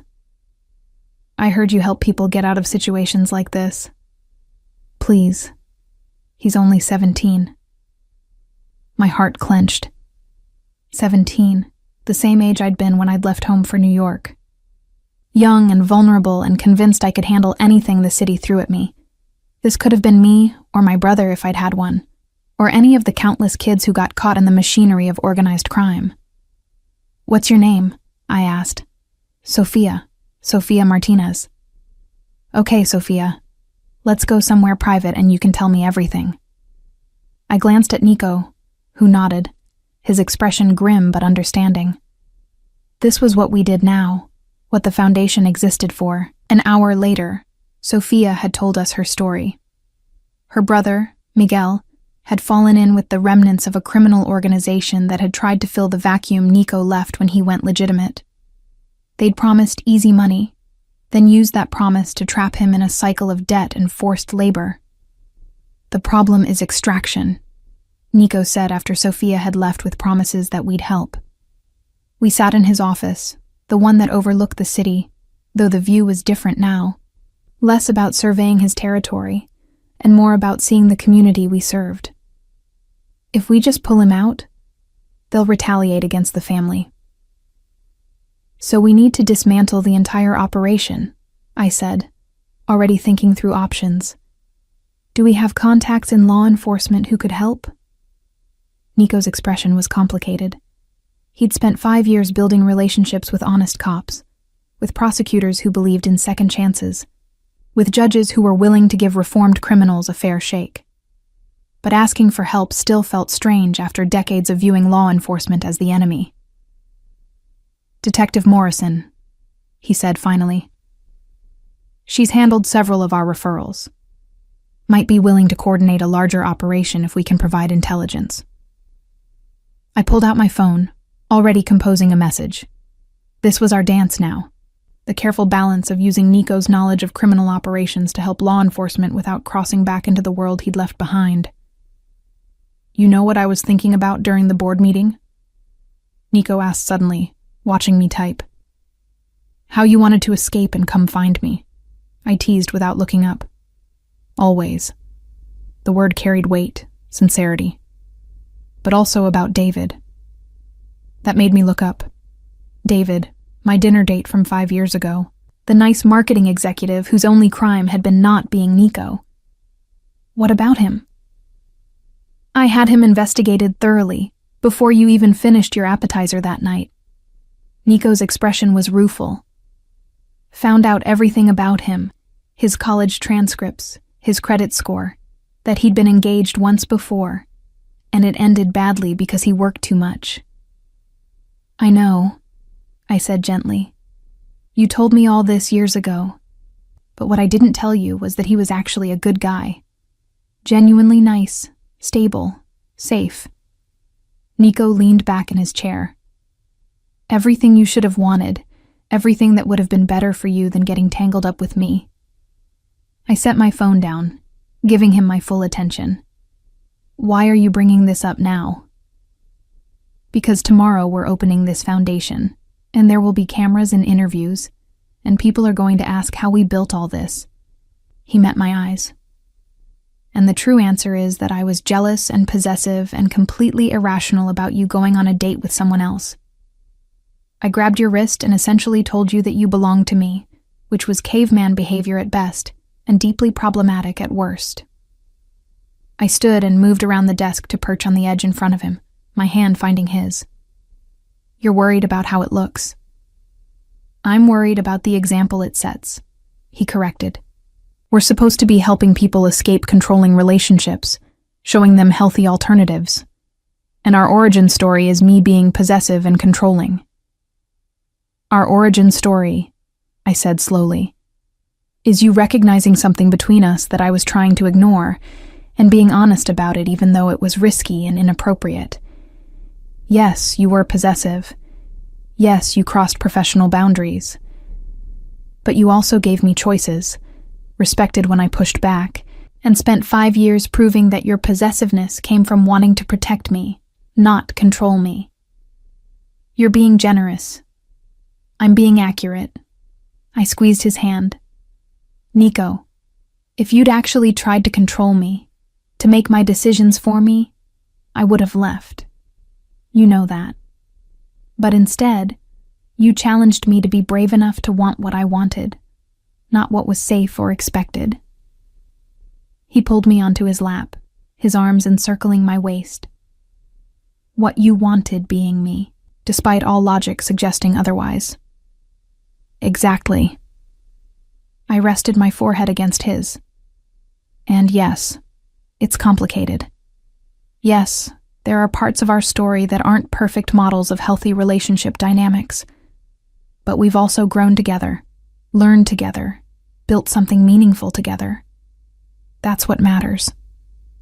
The Foundation's PR director is going to earn her salary figuring out how to frame this, Nico muttered, but he was smiling. Or we just tell the truth, I suggested, that relationships are messy and complicated, that people can change, that sometimes the right person shows up in the wrong way, and you have to figure out how to build something good from imperfect beginnings.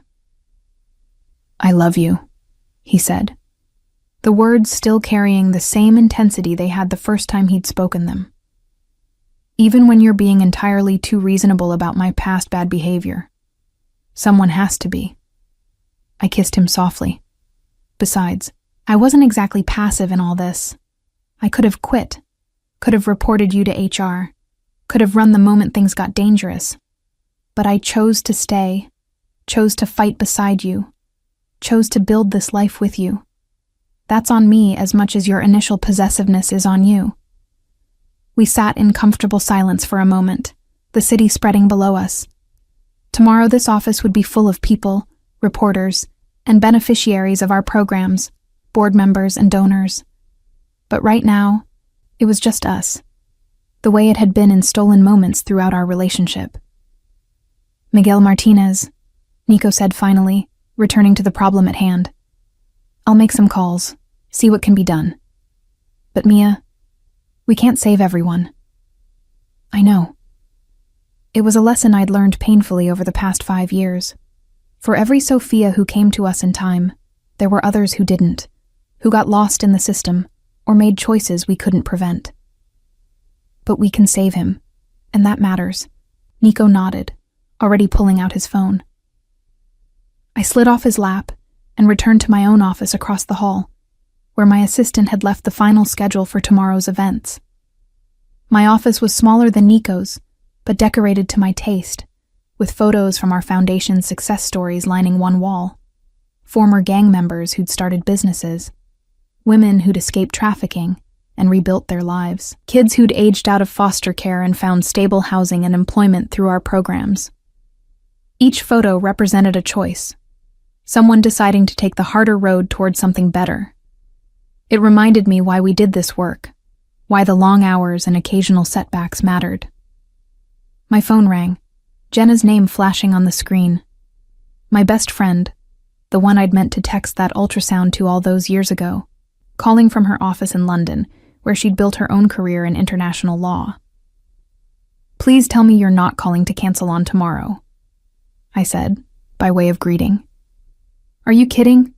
I wouldn't miss your big moment for anything. I could hear the smile in her voice. I'm actually calling to give you a heads up. Remember that article I mentioned? The journalist who wanted to do a deep dive on former criminal enterprises going legitimate? My stomach sank. Please tell me she's not coming tomorrow. She's coming tomorrow, Jenna confirmed. But listen, I've read her work. She's fair, thorough. This could actually be good publicity if you handle it right. Or it could be a disaster that dredges up everything Nico's spent 5 years trying to move past, I countered, already mentally calculating damage control strategies. Which is why you're going to be honest with her, Jenna said firmly.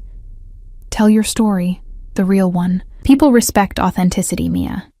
And what you and Nico have built is genuinely impressive. We talked for a few more minutes, Jenna sharing stories about her own life, her recent promotion, the man she was dating who might actually be serious. The normalcy of it grounded me, reminded me that despite everything unusual about my relationship with Nico, We were still just people trying to build good lives. After hanging up, I reviewed the speech I'd written for tomorrow's ceremony. It was safe, professional, hitting all the right notes about second chances and community investment. But Jenna's words echoed in my mind. People respect authenticity. I opened a new document and started writing again, this time from the heart. An hour later, Nico found me still typing, completely absorbed. "It's after 8, he said, setting a takeout container on my desk. "You need to eat." I saved the document and looked up at him. "I'm rewriting my speech for tomorrow." "Why? The version you showed me last week was perfect." "It was safe," I corrected. "Professional and polished and completely impersonal." "But that's not who we are, Nico. This foundation exists because we took risks, because we were willing to be vulnerable, because we believed people deserved honesty about the messy process of change." He sat across from me, interest evident in his expression. "What are you proposing?" "That we tell our story, not the sanitized version, but the real one. How we met, how we fell for each other despite every reason not to, how we fought to build something better than what came before." I leaned forward.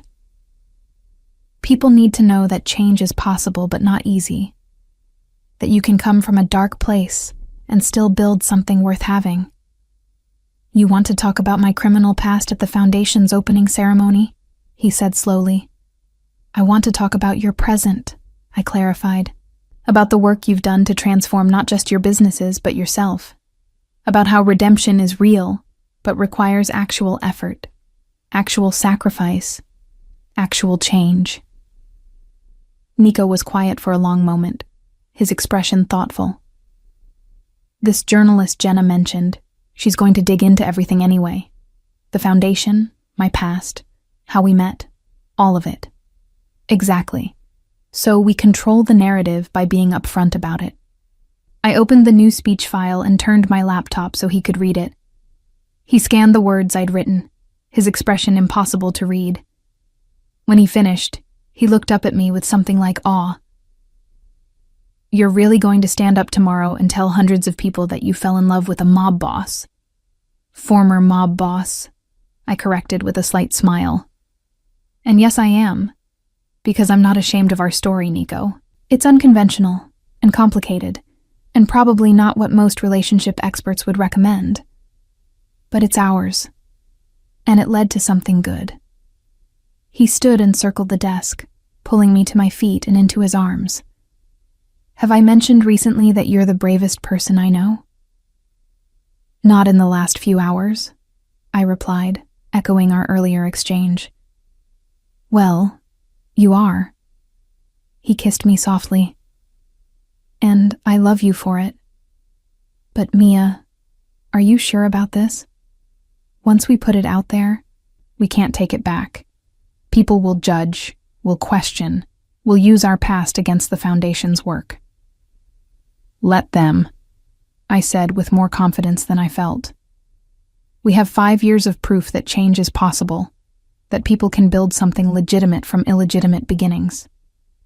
Our foundation has helped over 3,000 people start new lives. That's what matters, not the perfect origin story." Nico rested his forehead against mine, his voice dropping to that intimate tone. "When I grabbed your wrist that day and told you that you weren't going anywhere, I had no idea you'd end up being the one keeping me from going anywhere. From sliding back, from taking shortcuts, from being anything less than someone worthy of you." "We kept each other," I said simply. "That's how it works." We stood like that for a while, holding each other in the quiet of the office, the city lights twinkling below us. Tomorrow would bring cameras and questions, challenges, and probably some criticism. But we'd faced worse and survived. Together. The opening ceremony dawned bright and clear, autumn sunlight streaming through the Foundation's glass walls and illuminating everything with golden light. I stood backstage in the auditorium we'd built for events like this, listening to Marcus give the welcome remarks, my revised speech clutched in slightly damp hands. "You'll be brilliant," Nico murmured beside me, his hand finding mine. "I'm terrified," I admitted. "What if this backfires? What if being honest about our past damages the Foundation's credibility?" "Then we'll rebuild that credibility the same way we built everything else," he said firmly. "Through action, through results, through showing up every day and doing the work." Marcus introduced me, and I walked onto the stage to enthusiastic applause. The auditorium was packed, donors and board members in the front rows, program participants and community members filling the back, reporters scattered throughout with cameras and recorders ready to capture every word. I reached the podium and looked out at the sea of faces, finding Nico in the front row. He nodded once, encouragement and support in that simple gesture. 5 years ago, I began, my voice steady despite my nerves. I was working as an executive assistant in a legitimate business that concealed something much darker. I kept my head down, did my job, and pretended not to notice the shadows beneath the surface. I told myself that if I maintained professional distance, if I stayed invisible, I'd be safe. The room had gone very quiet, everyone leaning forward to hear what came next. Then one day, my boss, the man who would become my husband, crossed every professional boundary and told me I wasn't going anywhere. It was possessive, it was inappropriate, and it was the beginning of the most important relationship of my life. I saw some surprised expressions, a few knowing smiles from people who'd heard parts of our story. The journalist Jenna had mentioned was in the third row, recording every word. I'm telling you this not to romanticize problematic behavior, but to be honest about the messy reality of how change happens.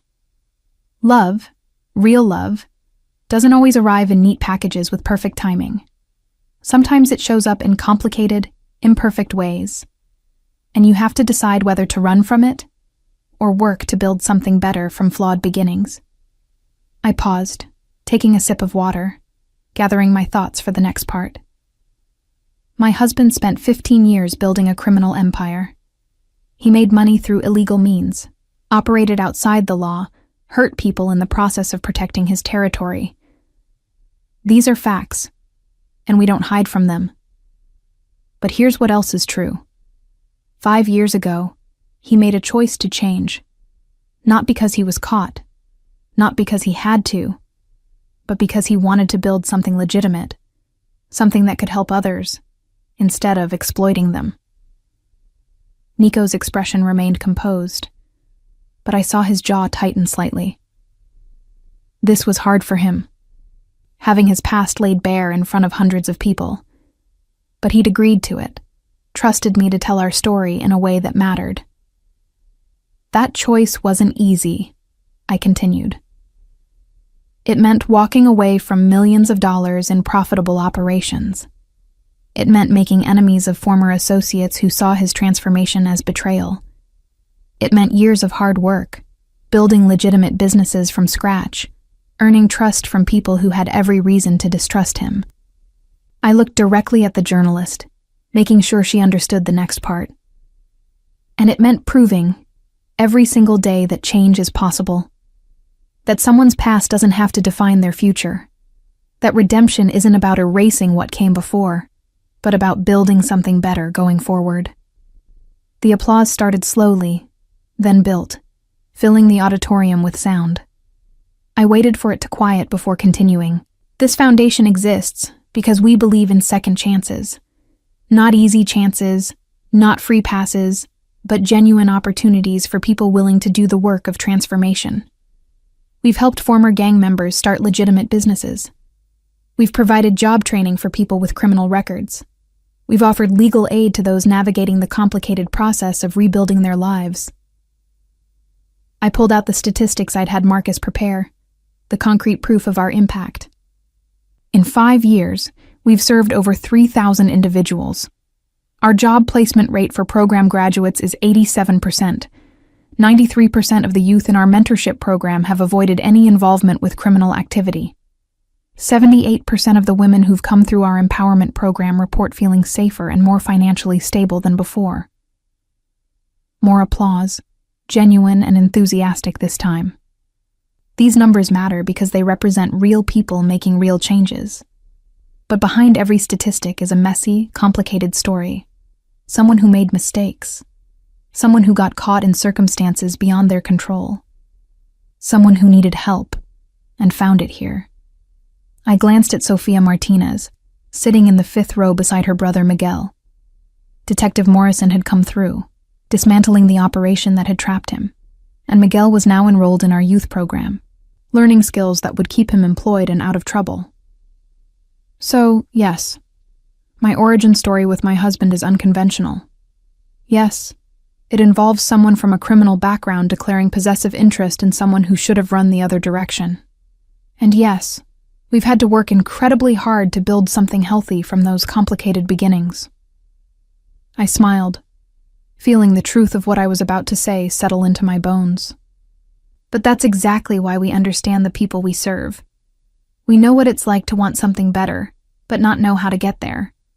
We know what it takes to change course, to leave behind what's familiar and profitable for what's harder, but more meaningful. We know that transformation is possible, because we've lived it. The final round of applause was thunderous, people rising to their feet. I saw Jenna in the back row, tears streaming down her face, pride evident in her expression. Anna gave me a thumbs up. Marcus was grinning broadly. And Nico? Nico looked at me like I'd just performed a miracle. The rest of the ceremony passed in a blur of ribbon cutting and facility tours, of handshakes and congratulations, of the journalist pulling me aside for a more extended interview. I answered her questions honestly, not shying away from the complicated parts, trusting that transparency would serve us better than evasion. By the time the last guest departed and the catering staff was cleaning up, exhaustion had settled into my bones. I found Nico on the foundation's rooftop terrace, looking out at the city as dusk painted the sky in shades of amber and violet. That was quite a speech, he said as I joined him at the railing. Too honest? I asked, suddenly uncertain now that the adrenaline had faded. Perfect. He pulled me against his side, his arm settling around my shoulders. You told our truth without apology, and you made it matter. Made it mean something beyond just our story. The journalist wants to do a follow-up piece, I said. An in-depth look at the Foundation's work, and how your background informs it. I told her we'd consider it. We should do it, Nico decided. You're right about controlling the narrative through honesty. Let her see the work, talk to the people we've helped. The truth is powerful enough on its own. We stood in comfortable silence, watching the city transition from day to night. Below us, the Foundation's lights glowed warm and welcoming, a beacon for people seeking second chances. Do you ever miss it? I asked quietly. The power, the money, the adrenaline of the life you left behind? Nico considered the question seriously. Sometimes I miss the simplicity of it, he admitted. When problems could be solved with money or force, when moral ambiguity made decisions easier.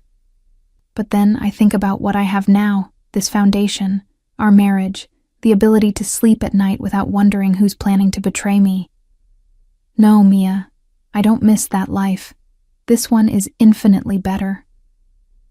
Even though it's harder? Especially because it's harder. He turned me to face him, his hands framing my face. Easy things have never been as valuable as difficult ones. And building something legitimate, something that helps people, something I can be proud of, that's worth every sacrifice. I rose on my toes to kiss him, soft and lingering, a promise and an affirmation. After 5 years, he still made my heart race, still challenged me to be braver than I thought possible, still looked at me like I was the most important person in his world. Let's go home, I said when we finally pulled apart. We have an early meeting tomorrow with the school board about expanding the mentorship program.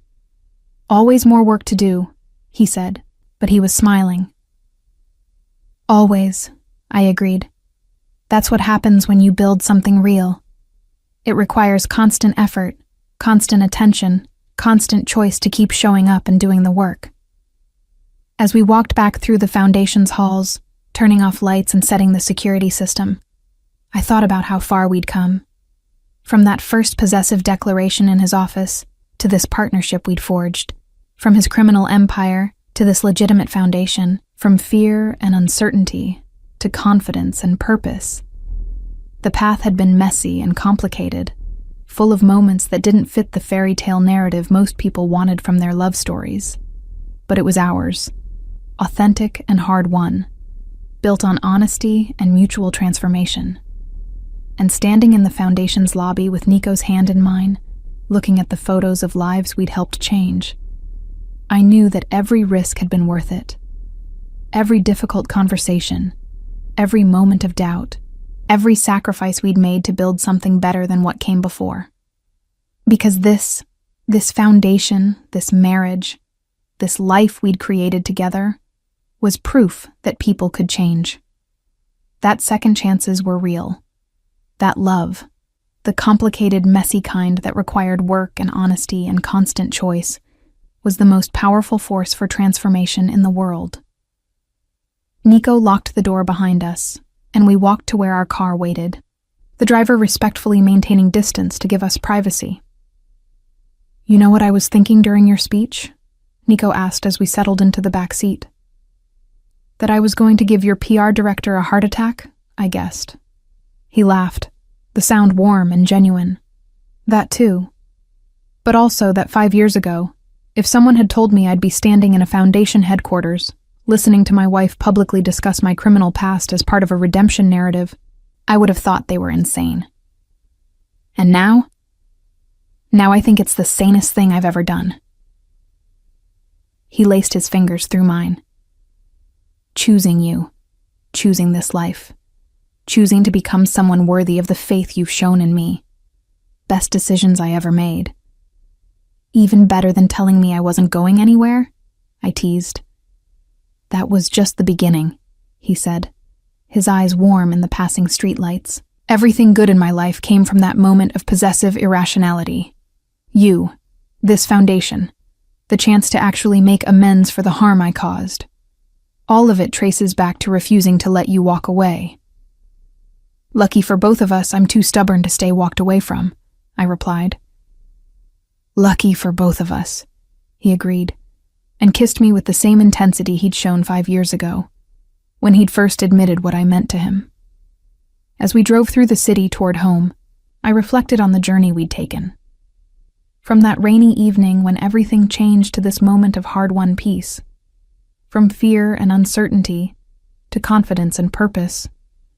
From two people caught in impossible circumstances to partners building something meaningful. It wasn't a perfect story.